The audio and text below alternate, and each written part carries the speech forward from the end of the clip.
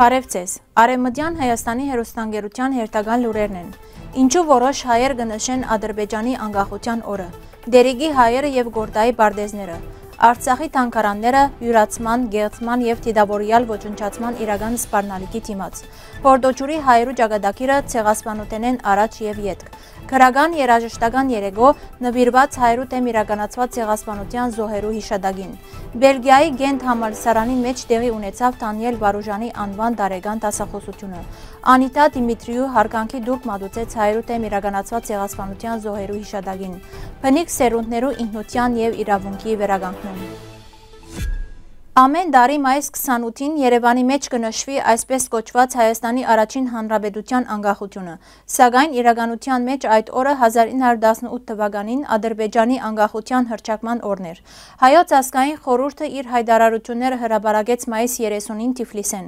Այդ հայտարարությունը կխոսի ոչ թե Հայաստանի հանրապետության, այլ միայն Կովկասի հայկական գավառներու քաղաքական ու վարչական կառավարման մասին։ Հռչակագրին մեջ նշված չէ անկախ պետականության, ինքնորոշման իրավունքի կամ Արևմտյան Հայաստանի մասին։ Իրական անկախ հայկական պետությունը արդեն ճանաչված էր, երբ Արևմտյան Հայաստանը 1917 թվականի դեկտեմբերին հայտարարվեցավ անկախ Ռուսիո կողմէ։ 1918-ի այս հանրապետության անկախությունը նշելը կնշանակե նաև ընդունել Ադրբեջանի իրավունքը վերոհիշյալ տարածքներու նկատմամբ, քանի որ այդ տարածքները երբեք մաս չեն կազմած 1918-ի հանրապետության սահմաններուն։ Ուստի հարցը բարդ է. արդյոք արժե նշել այն հանրապետության անկախության հռչակումը, որ ճանաչված է Թուրքիո կողմէ Արևմտյան Հայաստանի հայ ժողովրդի ցեղասպանութենեն ետք, այն բարակային, երբ այդ պայմանագրին կողմերը ոչ մեկ անգամ անդրադարձած են Արևմտյան Հայաստանի քաղաքացիական հայ բնակչության ծրագրավորված ոչնչացման առաջին համաշխարհային պատերազմի ընթացքին։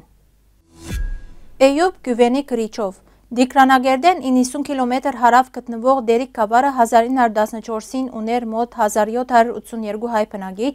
որոնց մեջ 1250-ը ապրած են գավառի կեդրոնեն ներս, իսկ մնացյալը մոտակա Բայրուկ հայկական գյուղին մեջ։ Գավառապետ Ռեշիդ Բեյը մերժեց հայերու տեղահանությունը առանց գրավոր հրամանակրի։ Այդ իսկ պատճառով անհերացվեցավ և սպանվեցավ ջամփու վրա Դիարբեկիր երթալու ընթացքին չերկեզներու և քրդերու կողմէ։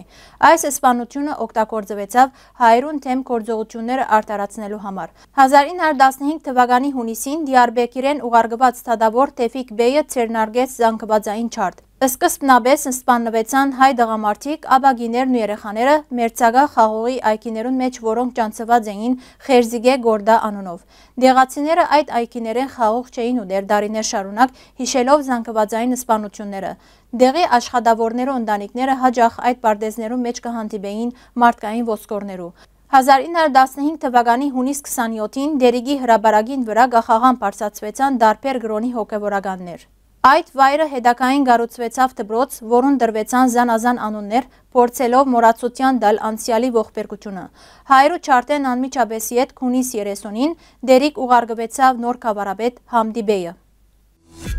Մայիսի 18-ին աշխարհի 160-ն ավելի երկիրներու մեջ կնշվի թանգարաններու միջազգային օրը, շեշտադրելով մշակութային ժառանգության պահպանման և հանրահայնացման կարևորությունը։ Սակայն այս օրը մռայլ և ցավալի իմաստ ունի Արցախի համար։ 2023-ի սեպտեմբերին Ադրբեջանի կողմէ Արցախի բռնագրավումեն ետք թատրեցան գործել Արցախի շուրջ 30 պետական և մասնավոր թանգարաններ իրենց հազարավոր արժեքավոր ցուցանմուշներով։ Այսօր այդ թանգարանները ոչ միայն լրացված են, այլ կանգնած են բռնագրավման, պատմական կեղծումի կամ ամբողջական ոչնչացման սպառնալիքի դիմաց։ Հատկապես Շուշիի, Հադրութի, Ստեփանագերդի, Մարտակերտի և Քարվաճարի թանգարանները և գեղարվեստական կեդրոնները գրեր են անդառնալի գորուստներ։ Որոշ հաստատություններ ուղղակի ոչնչացված են։ Թանգարաններու միջազգային օրը մեզ կհիշեցնե, թե մշակութային ցեղասպանությունը շարունակական բնույթ ունի։ Գոչ կուղենք միջազգային համայնքին ճանչնալու բռնագրավված ժառանգության հանդեպ սպառնալիքը և աջակցելու տեղահանված արցախահայության իրենց մշակութային իրավունքներու վերականգնման գործին։ Հովիկ Ավանեսով, Հայկական լեռնաշխարհի մշակութային ժառանգության օմբուդսմեն։ 1915 թվականին հայերու դեմ իրականացված ցեղասպանութենեն առաջ մոտավորապես 1500 հացեփ հայեր Հորդոջուր գյուղեն աշխատած էին Ռուսիո մեջ։ Ցեղասպանութենեն ետք այս համայնքը ցրվեցավ ամբողջ աշխարհով մեկ։ Այսօր Հորդոջուրի հայերու ժառանգները կբնակին Ամերիկայի Միացյալ Նահանգներուն, Իրանի և Իտալիո մեջ։ Հոտորչուրը Էրզրում նահանգի Սիրակոնակլար շրջանին մեջ գտնվող պատմական հայկական գյուղերեն մեկն էր, որում բնակչությունը քիչ դեր չէ ունեցած հայկական կրթության եւ արհեստներու զարգացման մեջ։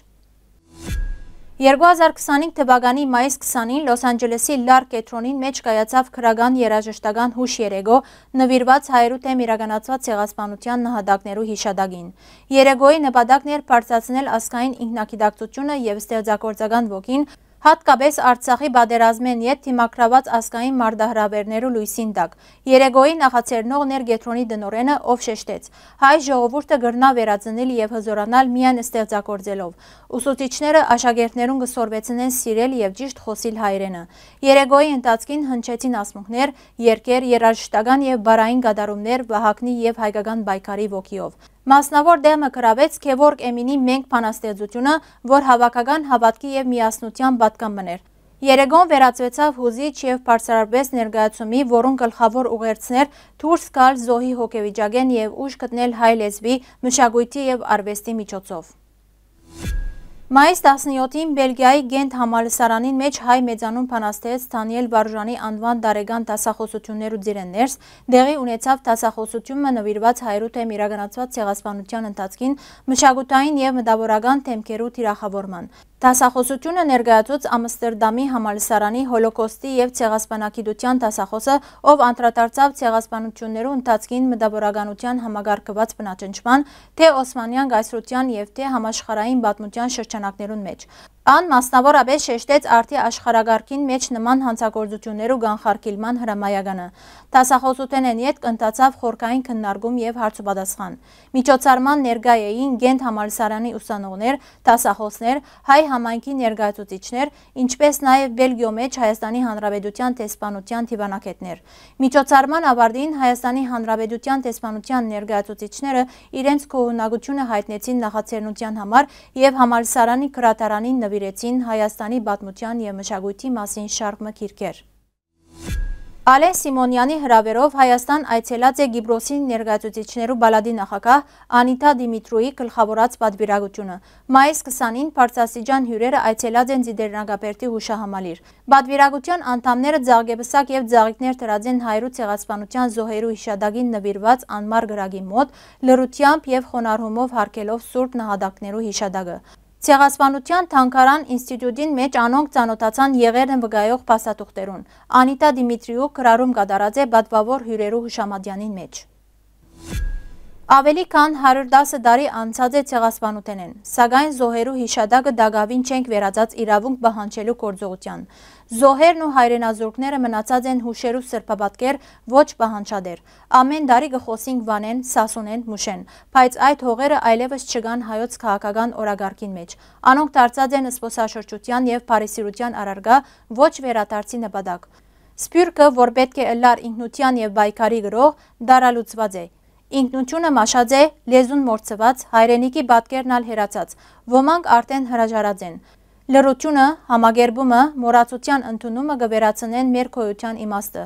Մորցած ենք Խրիմյան հայրիկի պատկամը։ Հողը պետք է կյանքի եւ մահվան օրը, որ անհող չմնաս։ Ժողովուրդները քոյադեված են միայն գազմագերբումով, բայկարով, վերադարձի երազանքով։ Եթե չսկսենք ինքնության եւ իրավունքի վերականգնումի գործը, ապակա պիտի չունենանք։ Մահ իմացյալ անմահություն է, իսկ լրությունը գործանում։